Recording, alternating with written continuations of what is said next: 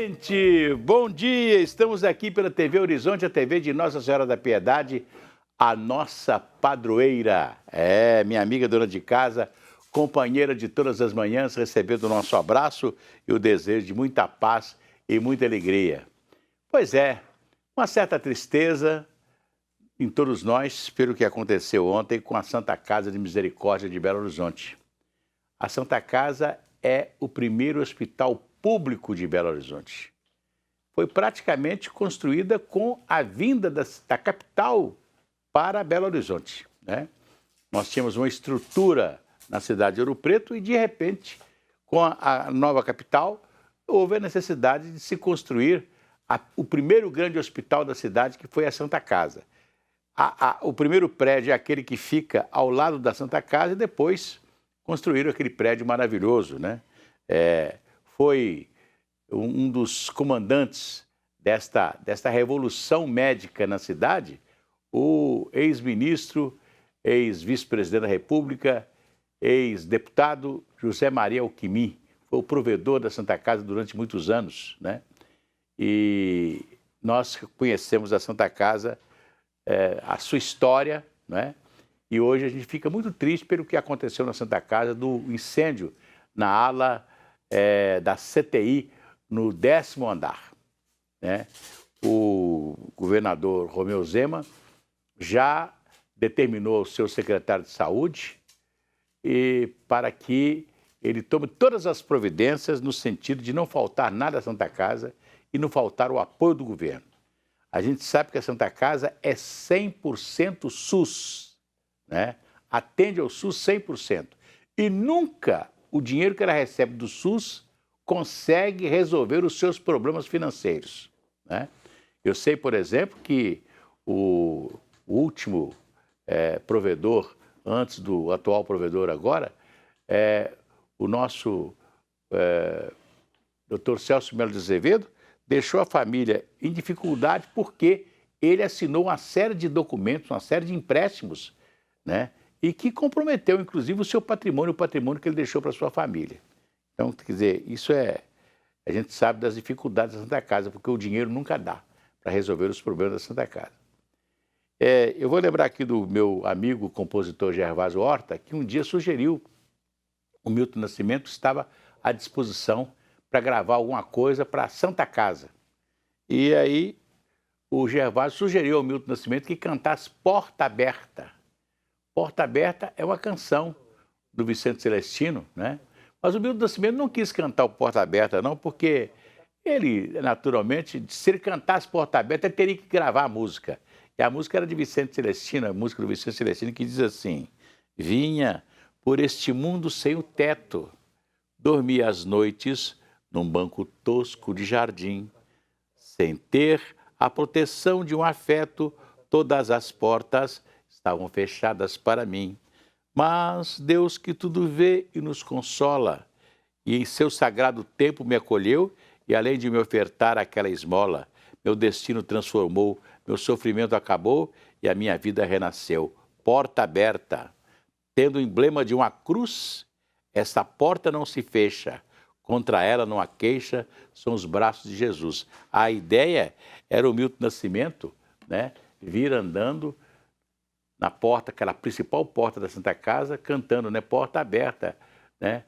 São os braços de Jesus, contra ela não há queixa, contra ela não há queixa, são os braços de Jesus.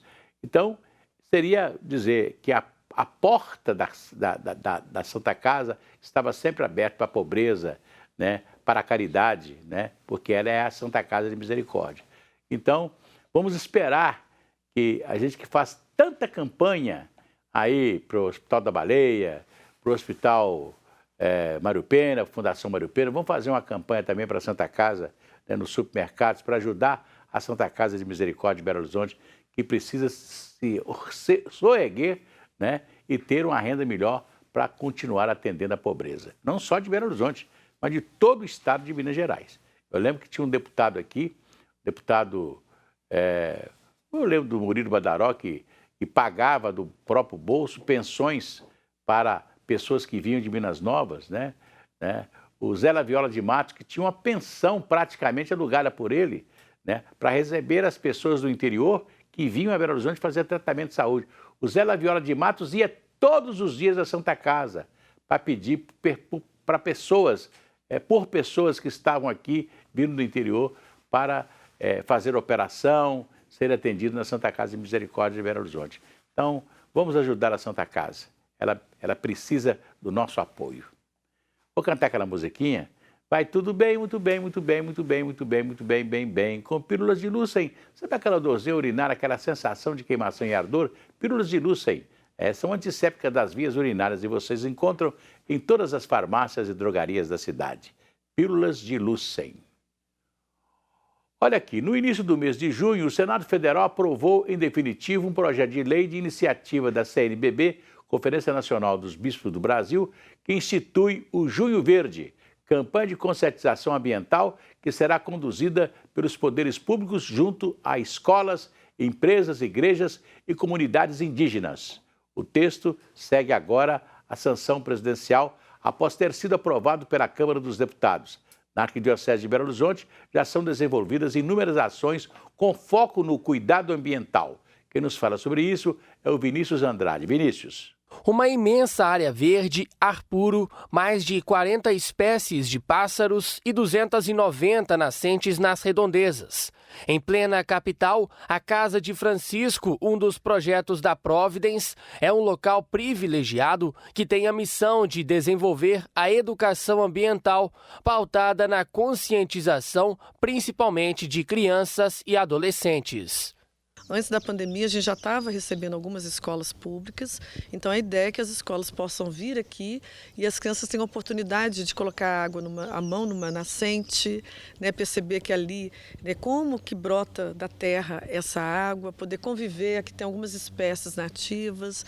Então a ideia é que as crianças, a gente possa contribuir para a educação ambiental das escolas aqui em Belo Horizonte e da região metropolitana. Eu tenho um meio ambiente como um companheiro, né? Então, um companheiro a gente cuida, né? E isso retorna para a gente também, né? Quando a gente cuida, a gente também é cuidado.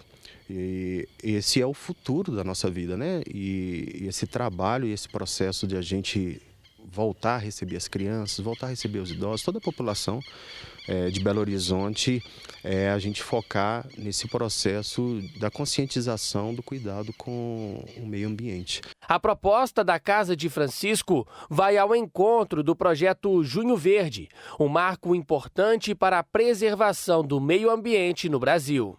Iniciativa inovadora que mobiliza diversos setores, a sociedade, governos, instituições, para poder, nesse mês de junho, né, ter uma reflexão profunda sobre as ações em curso, de modo geral, na questão ambiental, sobretudo no Brasil, na nossa escala, né, de país, e convergindo ações boas práticas, né, para que a gente possa, com esses exemplos, promover ainda mais projetos, programas, investimentos, mobilização da sociedade no que diz respeito ao meio ambiente. A campanha Junho Verde será incluída na Política Nacional de Educação Ambiental, com práticas voltadas para a defesa do meio ambiente. A iniciativa deverá incluir ações que cumpram objetivos como disseminação do conhecimento, mudança de hábitos de consumo e inovação socioeconômica. A finalidade é realmente fomentar essa formação de uma consciência ambiental cidadã, de que cada um tem responsabilidade sobre isso, né? E que também a gente, coletivamente, a gente pode mais, né? Então, formas coletivas de participação na conservação e na preservação do meio ambiente, elas vão surtir mais efeito. Em conformidade com a encíclica Laudato Si do Papa Francisco sobre o cuidado com a casa comum, a Arquidiocese de Belo Horizonte tem fortalecido sua presença no cuidado com o planeta. Nós temos diversos programas, a própria PUC Minas, né, com sua missão formadora, com seus projetos e programas, a ADERE, a Agência de Desenvolvimento Regional Integrada, que trata muito do propósito de integração entre essas ações, seja da educação lá na base, até projetos estratégicos de conservação, como a criação de reservas particulares do patrimônio natural, caso que criamos 2 na Serra da Piedade. Esse é um investimento muito forte na natureza, nas questões ecológicas, certamente, mas sobretudo nas pessoas, né, para que elas possam, junto com a grande parcela da sociedade que tenha poder de decisão e ação para a melhoria ambiental, possa ser uma educação ambiental inclusiva e com a participação e com a melhoria da vida das pessoas. Pois é muito interessante esse projeto da CNBB e que nós estamos abraçando com os 2 braços, não é verdade? Porque preservar o verde é uma das coisas melhores. Eu, por exemplo, que fui criança e vi, né, e convivi com as nascentes onde eu nasci, né? Tinha as nascentes de água, as piabinhas que a gente pegava, né? Tudo isso que acabou, porque de repente chegou o chamado progresso. E chega o progresso, acaba com as nascentes, acaba com o verde, né? Vocês vejam bem onde está o cemitério da Paz. Ali era uma fazenda com florestas, né? Com a fauna e flora ricas, e de repente acaba, porque virou cemitério, chanfrou tudo ali, acabou com as colinas, com as nascentes, acabou com tudo, né? Para fazer o cemitério. Aliás, até uma coisa interessante, né? O cemitério não pode ser construído onde tem água, né? Lá, naquela região, parte do local é de muita água, né? Tinha muita água ali. Mas eu vejo hoje em Belo Horizonte, em alguns lugares da cidade, que você tem, por exemplo, ali na Praça Marília de Dirceu, você tem alguns prédios ali que soltam golfos de água, porque são nascentes que estão resistindo e que continuam soltando a sua água, né, para enriquecer o córrego do Leitão, que mais tarde cai lá no Ribeirão Arrudas.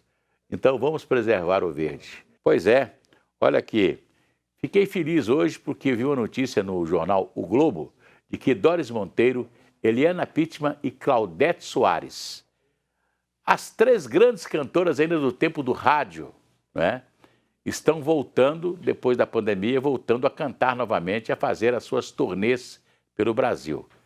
A nossa Eliana Pittman é filha do Buck Pittman, um músico americano que se radicou no Brasil, né, e aqui ela nasceu, então ela tinha 2 cidadanias. Cidadania americana, como filho de um americano, sempre cantou bem inglês, muito bonita, né, uma cor bonita, porque a mãe dela era branca e o pai preto, né? O Buck Pittman era preto e a mãe branca. Então ela nasceu aquela morena, né, canelada, muito bonita, Eliana Pittman. A Doris Monteiro, que começou a cantar muito cedo, de menina, tinha tranças ainda, né? E hoje já passou dos 80, mas continua com a mesma voz, né? E cantou Coqueiro Verde ultimamente, né? Cantou Mudando de Conversa, onde foi que ficou aquela velha amizade, aquele papo furado todo fim de noite no bar do Leblon, meu Deus do céu, que tempo bom. Ela está voltando a cantar. E a Claudete Soares, que foi, no início da carreira, a princesinha do Baião, mas depois se tornou uma grande intérprete da música moderna do Brasil, a bossa nova, muito pequenininha, linda, maravilhosa, mas com a voz maravilhosa. As 3 cantoras estão de volta. Isso é muito bom para a música e para a cultura brasileira. Falar em cultura brasileira, eu vou lembrar aqui de uma música do Antônio Maria. Se a criança acordou, dorme, dorme, menina, tudo calmo ficou, mamãe tem. Auricedina é analgésico e antisséptico de uso local para adultos e crianças. Todo mundo sabe, dor de ouvido, Auricedina. Se persistirem os sintomas, um médico deverá ser consultado. Auricedina. Pois é, estudantes da América Latina e do Caribe tiveram um retrocesso enorme da educação devido à pandemia. A região já sofria com a crise de aprendizagem antes da Covid-19, mas sofreu um agravamento da situação. Quem nos fala sobre isso é o André Cristino. André.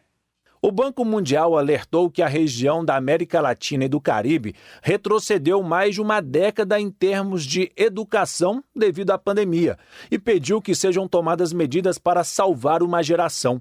A região, que já sofria com uma crise de aprendizagem antes da emergência sanitária declarada em 2020, sofreu um agravamento substancial da situação, revela um relatório divulgado pelo Banco Mundial e Unicef, em colaboração com a Unesco. Devido ao fechamento das escolas para evitar a propagação do vírus, toda uma geração de estudantes perdeu, em média, entre 1 e quase 2 anos de aprendizado. Como resultado, 4 em cada 5 alunos da 6ª série não vão atingir o nível mínimo de interpretação de texto para a idade, caindo para níveis de mais de 10 anos atrás. Isso pode custar aos alunos atuais uma redução de 12% na renda ao longo da vida. O relatório destaca que as perdas de aprendizagem projetada e reais são mais pronunciadas para os primeiros graus de escolaridade, os alunos mais jovens e a população de menor nível socioeconômico. Com apenas 8% da população mundial, a região América Latina e Caribe foi atingida de forma desproporcional, com mais mortes por Covid-19 per capita do que qualquer outra região do mundo. Pois é, eu fiquei muito preocupado. Outro dia eu vi uma criança de 10 anos e abracei essa criança e comecei a perguntar e estava com o jornal na mão, assim, lê aqui para o vovô, para o titio. E ela olhou e não sabia ler. 10 anos de idade. Aí eu perguntei à mãe, por que foi? Ela não está, com 10 anos ela não sabe ler nada. Ela falou assim, por causa da pandemia, ficou 2 anos em casa e tal, e etc. Eu falei assim, mas você, como mãe, não ensinou? Né? Porque ela quer dizer, a menina fica o tempo todo no telefone celular, né? Sabe pegar os filmezinhos, as coisas do telefone celular, então está com aquela cultura que é a cultura que é fácil, né? A cultura que te dá pronto, né? Nós somos numa época em que nós tínhamos que ter criatividade, não é verdade? Criatividade, até para brincar. Você tinha que construir os seus brinquedos, né? A gente não fazia o carrinho de rolimã, fazia as coisas, né? A gente construía as coisas, né? O tratorzinho que a gente fazia com um pedacinho de madeira e tal, etc. A gente sabia brincar, né? Brincava com as coisas que a gente produzia, que a nossa criatividade, né, dava condições de fazer. Hoje as crianças estão encontrando pronto, por isso que elas engordam, ficam no computador o dia inteiro, não é verdade? Bebendo Coca-Cola e comendo massas. Então, infelizmente, engordam, né? E não aprenderam muito, né, com a pandemia, porque, né, sabe mexer com o telefone, né? Sabe ir lá no computador, né, mas não sabe ler. Então, quer dizer, isso é muito difícil, né? Eu fico muito preocupado com isso. Eu acho que nós devíamos fazer aqui um esforço, isso tinha que ser partir do governo federal. O governo federal, o Ministério da Educação, que está aí, cheio de problemas aí, etc., tinha que partir do Ministério da Educação. Vamos tirar o atraso dos 2 anos, né? Fazer um esforço concentrado para essas crianças aprenderem, né? Isso é inconcebível, uma criança de 10 anos não saber ler nada, não é verdade? Não saber interpretar um texto. Com 10 anos, né? 10 anos é 3ª, 4ª série que hoje da escola, a criança já tinha que estar sabendo ler e escrever. Infelizmente, não sabe nem ler nem escrever, né? É igual aquela escola plural que inventaram aí na prefeitura de Belo Horizonte, vocês lembram? Que o Patrus Ananias inventou, que é uma escola moderna, não sei o quê. Eu tenho um parente meu que estava no segundo ano. Aí ele cresceu demais, eles acharam que ele estava muito grande. Esse menino está alto demais e tal. Põe ele na 5ª série. Se ele não passou de 2ª para 3ª, já colocaram ele na 5ª série. Então, né? Aí eu fico vendo assim, né? A escola de qualidade, o que é uma escola de qualidade, né? Então, eu fico muito preocupado que a escola pública tinha que ser uma escola de qualidade. E não tem sido escola de qualidade, infelizmente, né? Tem um problema de salário, tem uma série de problemas, né? O salário que o governo paga para uma professora lá no interior de Minas é como se fosse um salário maravilhoso, porque lá não tem shopping, ela não precisa de carro para ir para a escola, ela não tem shopping, não tem supermercado, tudo mais simples. Então aquele salário resolve. Mas numa grande capital como nossa aqui, na região metropolitana, o salário que se paga ao professor não dá para nada, não é verdade? E lembrar que todo homem de sucesso, toda mulher de sucesso, passou pelas mãos de um professor, não é verdade? Todo mundo passou pela mão de um professor. Depois se desenvolveu, fez curso superior, se tornou pessoas importantes, mas passaram pela mão de um professor, né? E eu fico lembrando aqui que Juscelino Kubitschek foi governador de Minas, né? A mãe dele foi professora e passava os maiores apertos. Naquela época, o professor recebia de 6 em 6 meses. Então, lá em Diamantina, a mãe dele recebia quase de 6 em 6 meses. Então, o dinheiro era... Tem histórias, né, do Juscelino, que a mãe fazia comida, os 2 filhos comiam e ela não comia, para não faltar para os filhos, né? Ela não comia. Então, você vê que o governador de Minas foi uma mãe professora e não conseguiu resolver o problema dos professores naquela época, né? Então, é difícil, porque o Estado tem mais de... Só a Secretaria de Educação de Minas Gerais tem mais de 400 mil funcionários. Então, você não consegue nunca resolver o problema de 400 mil funcionários. Tem que fazer uma grande reforma no país, uma grande reforma. A reforma que eu sempre falo tem que ser uma reforma tributária e geopolítica, né? Para que a educação seja realmente uma grande educação.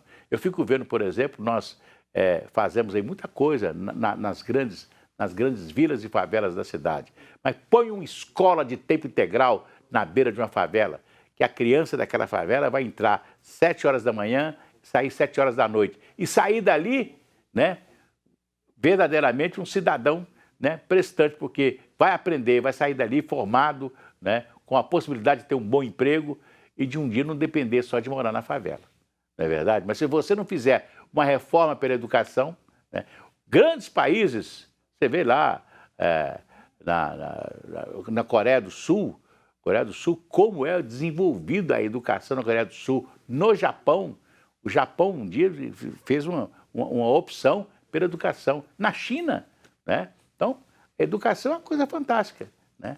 A gente melhorar. Agora, quando você vê aí que a pandemia deixar os alunos nessa situação, é muito triste. Olha aqui, o Caio Paes de Andrade foi eleito presidente da Petrobras. É a esperança do presidente Bolsonaro, que tem um presidente na Petrobras, que segure os aumentos, principalmente até a eleição. Aí você sabe que vai segurar o aumento até a eleição e depois dispara os aumentos tudo depois da eleição. Não é verdade? O interessante é saber, é você falar com o povo brasileiro, né? Até mesmo o presidente Bolsonaro, que hoje tem inflação desenfreada nos Estados Unidos, na Alemanha, tem inflação em todo lugar, né? E nós estamos sofrendo com o petróleo alto, não é só o Brasil, não. Todo mundo está sofrendo com isso, né? Mas o presidente acha que agora ele vai conseguir resolver o problema, né, com um novo presidente da Petrobras. Se a Petrobras é uma empresa mista, né, pública e mista, ela está na Bolsa, então ela tem que cumprir aquilo que determina o Estatuto das Estatais. Não é verdade? Amanhã a gente volta.